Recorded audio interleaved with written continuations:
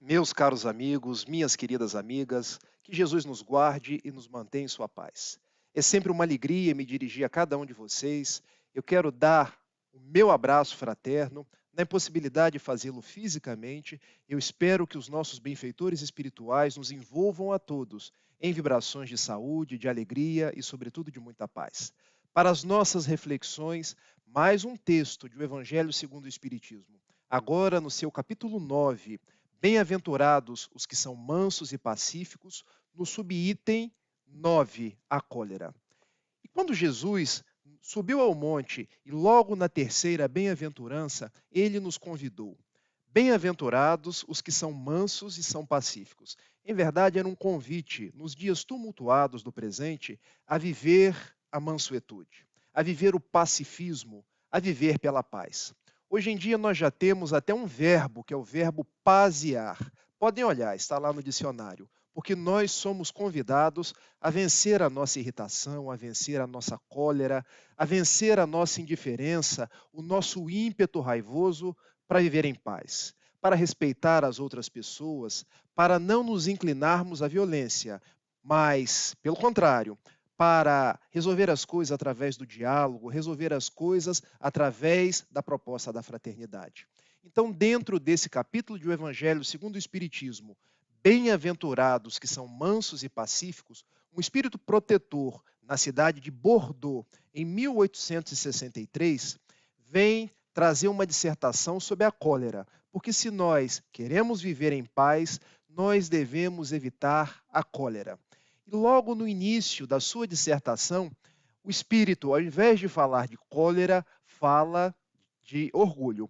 E a nossa proposta vai ser o seguinte: eu vou ler alguns trechos da dissertação do espírito e nós vamos comentando algumas pérolas, algumas considerações, porque nos 30 minutos que nós temos, não daria para a gente entretecer comentários sobre todo o trecho, mas fica o dever de casa, fica o convite para que nós possamos não ler este capítulo, mas ler toda a obra do Evangelho segundo o Espiritismo, que é para nós um verdadeiro consolo, é uma verdadeira obra de esclarecimento. Inicia assim o espírito protetor. O orgulho vos leva a julgar-vos mais do que sois. Não suportardes uma comparação que vos possa rebaixar. A vos considerardes, ao contrário, tão acima dos vossos irmãos, quer em espírito, quer em posição social, que o menor paralelo vos irrita e aborrece. Que acontece então? Entregai-vos à cólera. É uma forma bastante peculiar de iniciar um texto, porque um texto intitulado A Cólera, o benfeitor começa falando do orgulho. E por que razão? Porque o orgulho nos leva à cólera. E para que fique bem entendido, eu quero trazer qual é o conceito de orgulho. O que é orgulho? O que representa esse vício que, quando abrimos as páginas do Livro dos Espíritos, em a questão 785 e igualmente na questão 913, nós sabemos que, junto com o egoísmo, são os dois vícios mais radicais. São os dois entraves que nos impedem de seguir em frente. Se nós nos dermos conta, o próprio texto já traz o conceito de orgulho. Porque observem, o que é orgulho? É nós nos julgarmos mais do que somos, não suportarmos uma comparação que nos possa rebaixar. Nos julgarmos acima dos nossos irmãos, quer em espírito, quer em posição social. E o que acontece quando nós agimos dessa forma? Nos entregamos à cólera, nos entregamos à irritação, nos entregamos àquele ímpeto de estar sempre revoltado, de querer resolver tudo na fala alta, na gritaria, nos gestos despóticos. Por quê? Porque senão o meu orgulho vai ficar ferido. Porque senão o autoconceito que eu tenho de mim mesmo, de minhas coisas, vai ficar ferido. Ou seja, para que eu possa sustentar o meu orgulho, eu começo a me valer da cólera. E o que é a cólera? Vamos aqui para um outro trecho do texto que nós conseguimos entender o que é cólera. Porque vejam, procurai a origem desses acessos de demência passageira que vos assemelham ao bruto, fazendo-vos perder o sangue frio e a razão, procurai e quase sempre encontrareis como base o orgulho ferido. Então, o que é cólera? A cólera é uma espécie de demência passageira. Palavras que não são minhas, palavras que são do benfeitor que escreve o texto. A cólera é quando a gente perde o sangue frio, quando a gente perde a razão e passa a agir na raiva, passa a agir na ira, passa a agir na violência. E eu pergunto a cada um de vocês, pergunto para mim mesmo, porque quando um orador espírita fala, as primeiras orelhas, os primeiros ouvidos que ouvem são os dele mesmo. Será que nós somos coléricos? Será que nós nos iramos? Será que nós ainda nos enraivecemos ao invés de resolver as coisas na paz, no diálogo, na temperança? A resposta, muitas vezes, quando não sempre, será positiva, porque nós ainda trazemos muita cólera, muita irritação. E se nós formos buscar a origem dessa irritação, dessa cólera, nós encontraremos o nosso orgulho, a nossa vontade de ser maior do que as outras pessoas, de ser mais importantes, de sermos mais valorizados, de sermos aplaudidos, de que as outras pessoas reconheçam o nosso destaque. Então, logo de início, o benfeitor vem nos trazer: se vocês querem vencer a raiva e a irritação, vençam o vosso orgulho, porque essa cólera, essa irritação, ela traz algumas consequências. E a primeira delas, se vocês forem me acompanhando no decorrer do texto, vocês vão perceber que, se pensasse que a cólera nada resolve, que lhe altera a saúde e compromete até a vida, reconheceria ser ele próprio a sua primeira vítima. Ou seja, qual a primeira consequência da cólera, da irritação? Nós prejudicamos a nós mesmos. Porque observem, nós hoje estamos no mundo e sabemos que somos espíritos imortais passando por experiências materiais.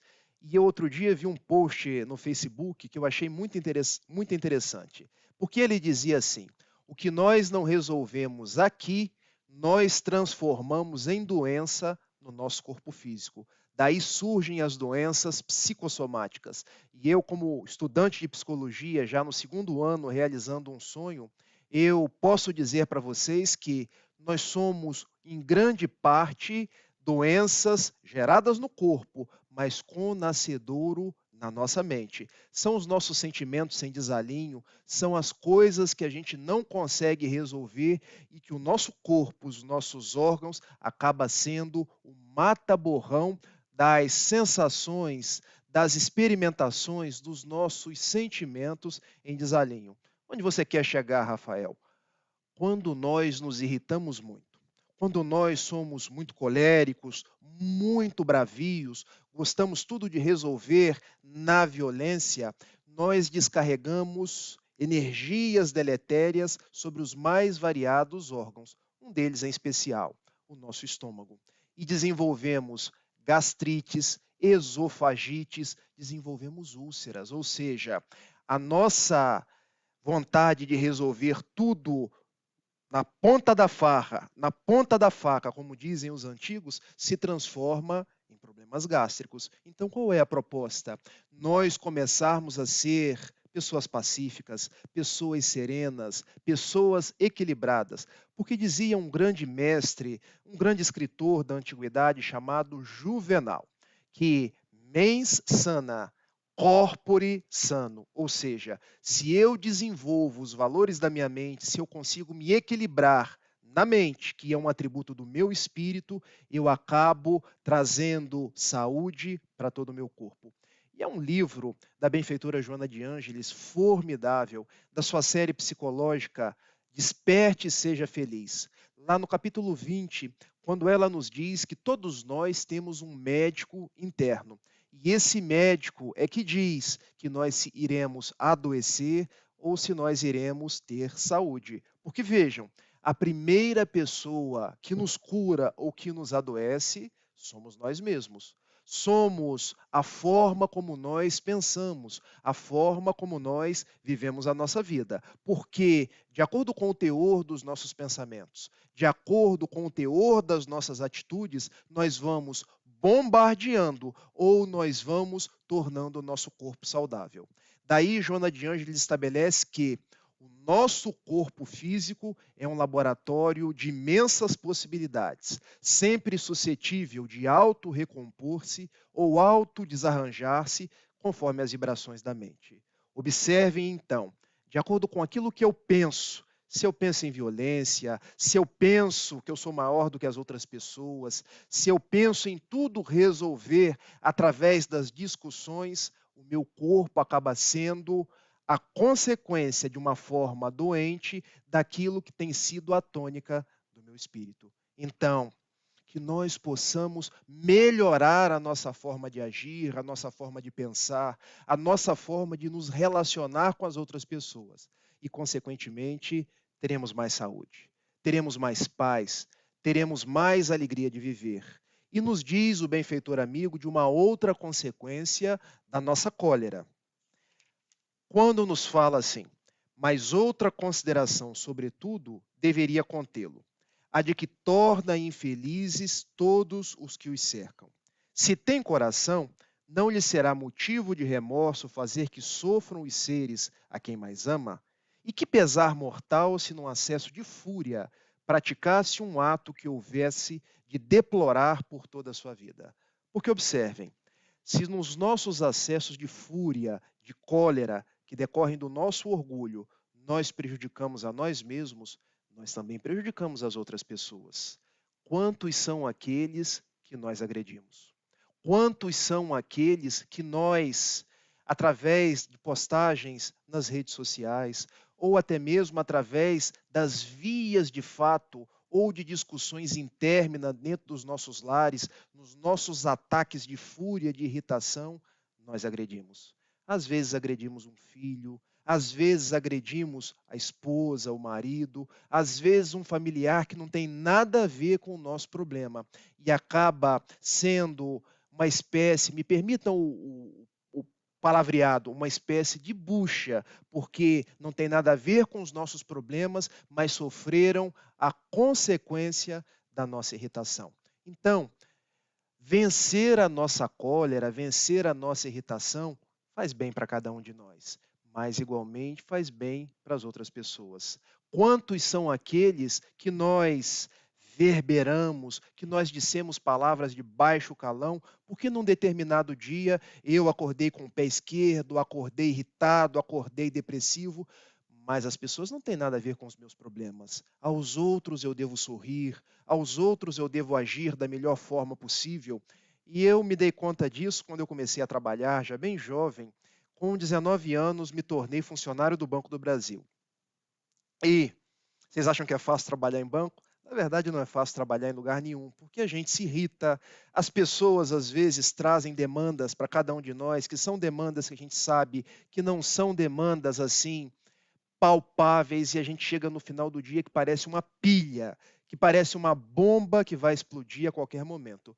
E nós chegamos em casa, agredimos mãe, agredimos esposa, agredimos a quem estiver na frente.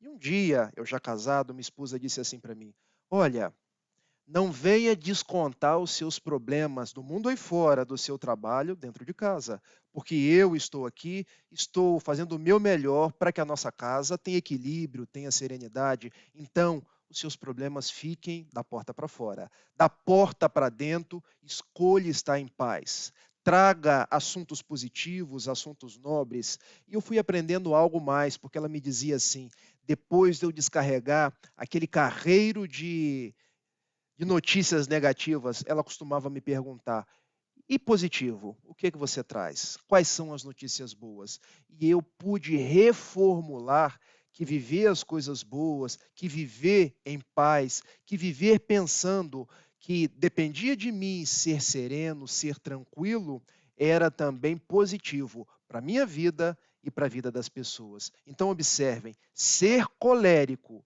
me faz doente, mas prejudica outras pessoas. Como nós prejudicamos os nossos filhos?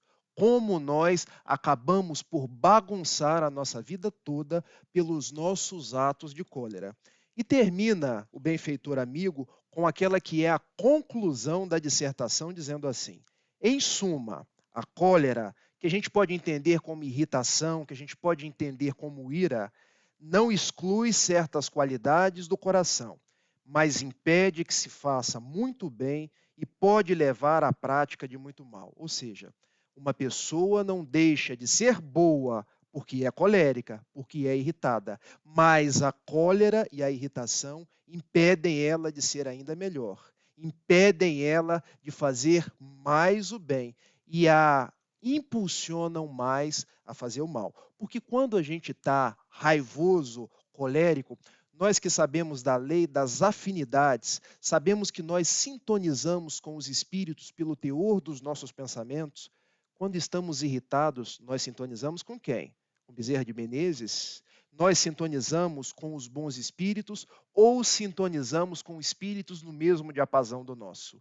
Então, a serenar nossa cólera, nossa ira, os nossos pensamentos, é também uma forma de nos desvincular das obsessões.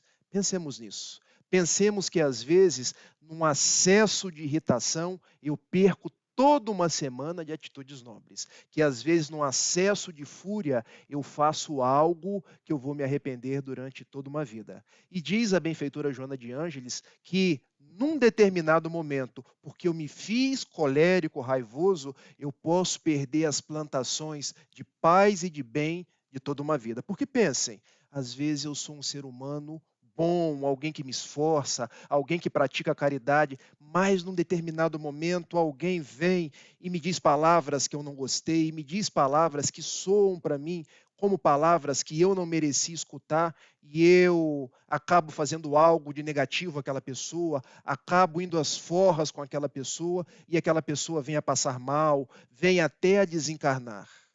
Como será lidar com aquele remorso? Como será lidar com aquela consequência de um ato meu num instante de irritação? Pensemos nisso e cultivemos a paz.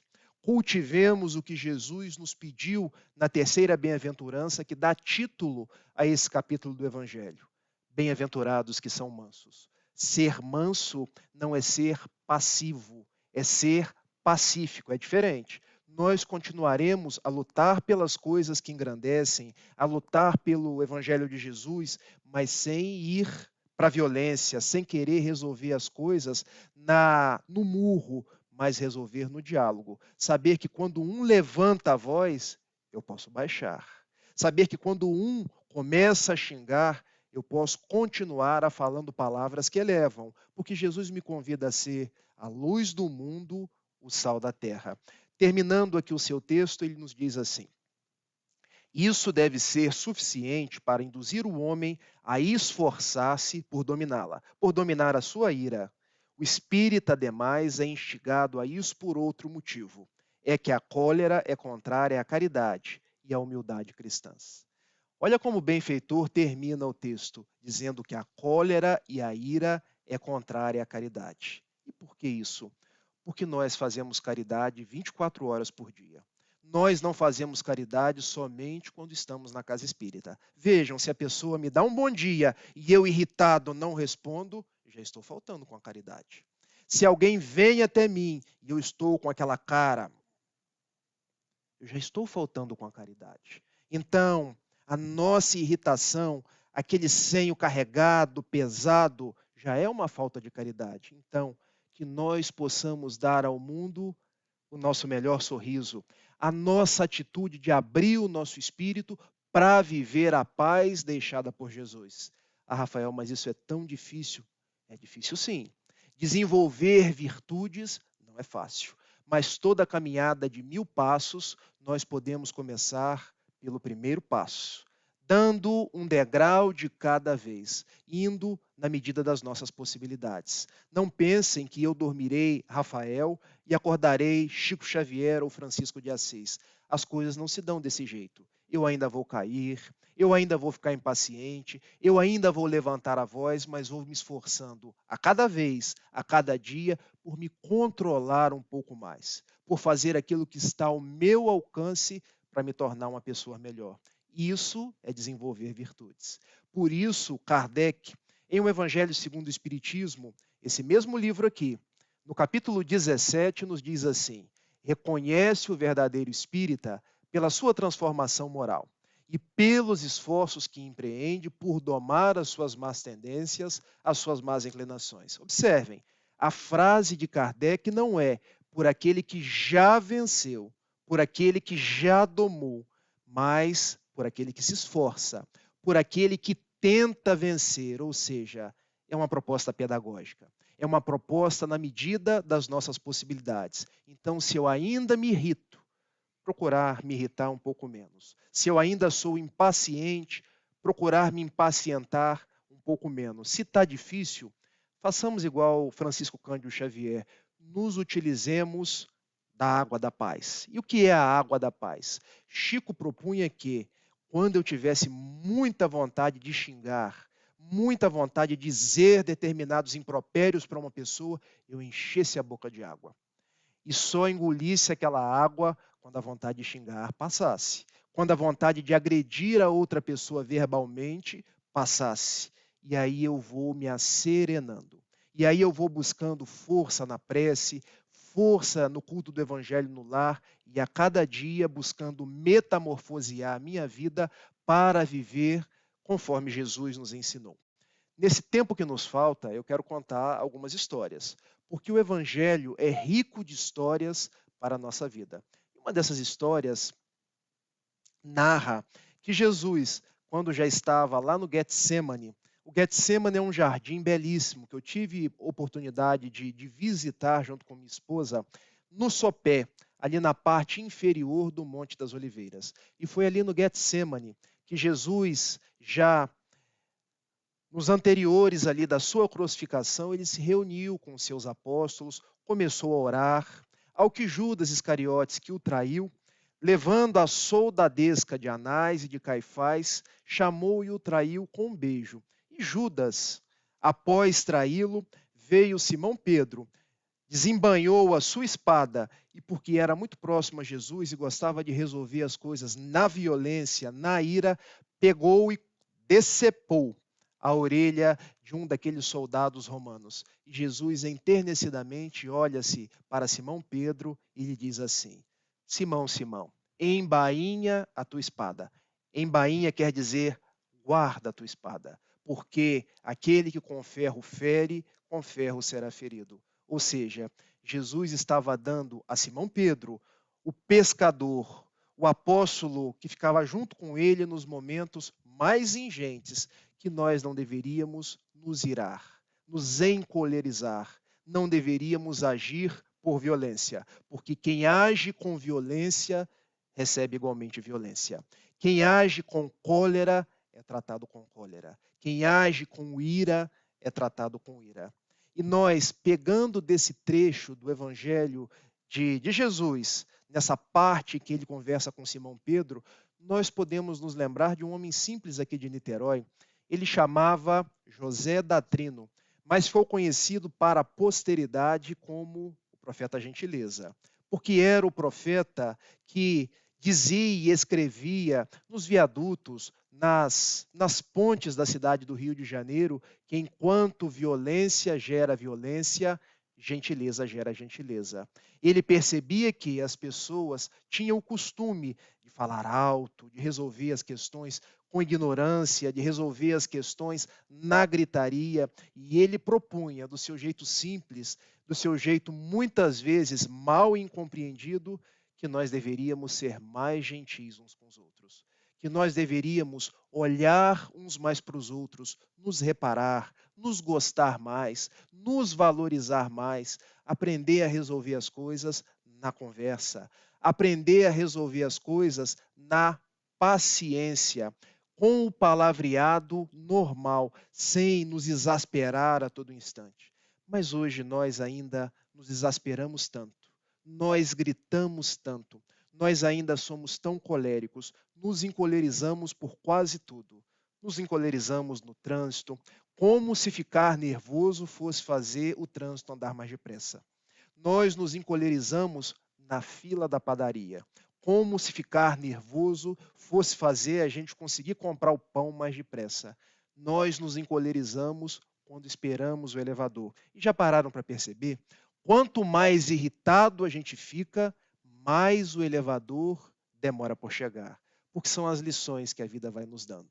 São os testes que a vida vai nos dando. É como se Jesus, que disse a Simão Pedro para embainhar a sua espada, dissesse a cada um de nós: olha, o trânsito hoje é um teste à sua cólera. O elevador que demora hoje é um teste à sua paciência. O pãozinho que você fica na fila hoje é um teste, porque enquanto você fica na fila tem gente do lado.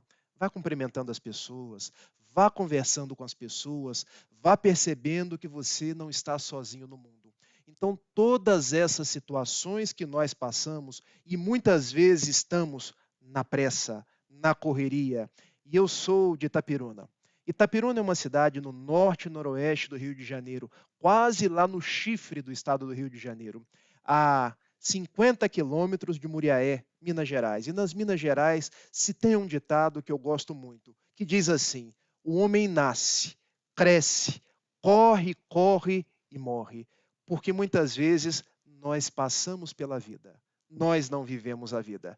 Nós estamos sempre correndo, correndo para não chegar em lugar nenhum, porque nós deixamos de valorizar aquilo que é mais importante. Deixamos de valorizar as pessoas, a convivência com as pessoas, deixamos de valorizar as leituras edificantes, os momentos de vera felicidade, que não são os momentos que só o dinheiro pode proporcionar, mas que são os momentos onde nós estamos ao lado de pessoas queridas, onde conseguimos contemplar a natureza. Nós somos pessoas que nos exasperamos por tão pouca coisa e deixamos de ver a beleza das coisas grandiosas que Deus nos fez, que Deus nos deu. Porque o sol nasce todos os dias, porque os pássaros cantam a cada manhã e nós, como já acordamos estressados, e qual a primeira coisa que a gente faz? Acordou, pegou o celular para ver se tem um WhatsApp e já recebe uma chamada do chefe e antes de colocar o pé no chão já está irritado. Nossa, mais uma cobrança de metas. É assim que a gente começa amanhã.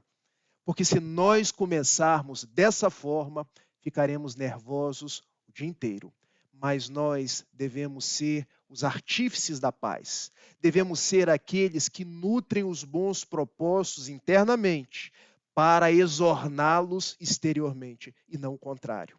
Não esperemos que o mundo nos traga paz, nos traga serenidade. A serenidade e a paz está dentro de nós mesmos. Então, se nós contarmos com o mundo, seremos sempre coléricos, porque ao ligarmos a televisão, ouvimos falar em corrupção, ouvimos falar em desmantelo nas famílias, em mortes, em desencarnações por conta dos mais variados problemas. Isso nos traz irritação. Mas pensemos o lado positivo das coisas. Pensemos que ninguém morre. Pensemos que os problemas são pontes para dias melhores. Pensemos que nós estamos faceando aquilo de que nós necessitamos para seguir em paz. Pensemos que o reino de Deus está dentro de nós e que, se o mundo me traz a cólera, eu posso ser a paz. Eu posso ser a mansuetude.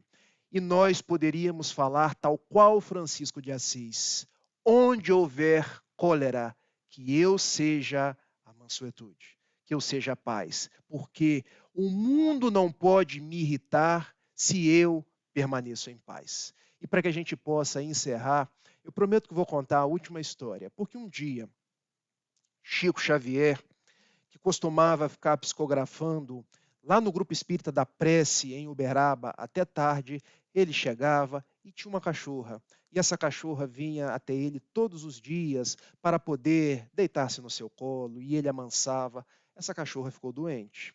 E Chico já não sabia o que fazia, porque ele chegava cansado e ainda tinha que cuidar da cachorra, fazer todos os preparativos e praticamente só dormia no outro dia de manhã. Uma vizinha que pensava estar fazendo bem foi lá: eu vou resolver o problema do Chico. Matou a cachorra. E Chico chegou em casa: puxa vida, minha cachorra morreu. Entristeceu-se, ficou muito triste, Passaram-se 6 meses. A irmã do Chico, que morava com ele, descobriu que a cachorra não tinha morrido de morte morrida. Me permitam falar dessa forma, mas tinha morrido de morte matada. E chegou para Chico e disse: Olha, Chico, eu descobri que a nossa cachorra ela foi assassinada. Mas assassinada por quem? E como, quando nós vamos procurar a fofoca, a gente quer saber a fofoca por inteiro, ela contou a fofoca do início ao fim. É a nossa vizinha, meu irmão. Porque, pensando que você chegava todos os dias cansado, resolveu matar a cachorra para que você não tivesse uma preocupação. E Chico ficou irritado, ficou colérico, e aquilo começou a prejudicar a sua mediunidade. Mas ele gostava tanto da cachorra, não podia imaginar que a sua vizinha tivesse matado a cachorra. Ao que Emmanuel chegou para ele e disse assim: Chico, o que se passa?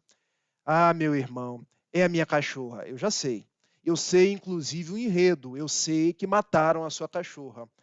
Então, é por isso que eu estou irritado. Chico, veja bem, a sua irritação, a sua cólera só faz mal a você. A cachorra não vai voltar. Mas eu tenho uma coisa para te dizer. Quanto mais irritado você fica, mais os seus fluidos descem o teor vibratório e os bons espíritos não conseguem se aproximar de você. A sua psicografia está ficando prejudicada. É mesmo, Emmanuel? E o que eu faço?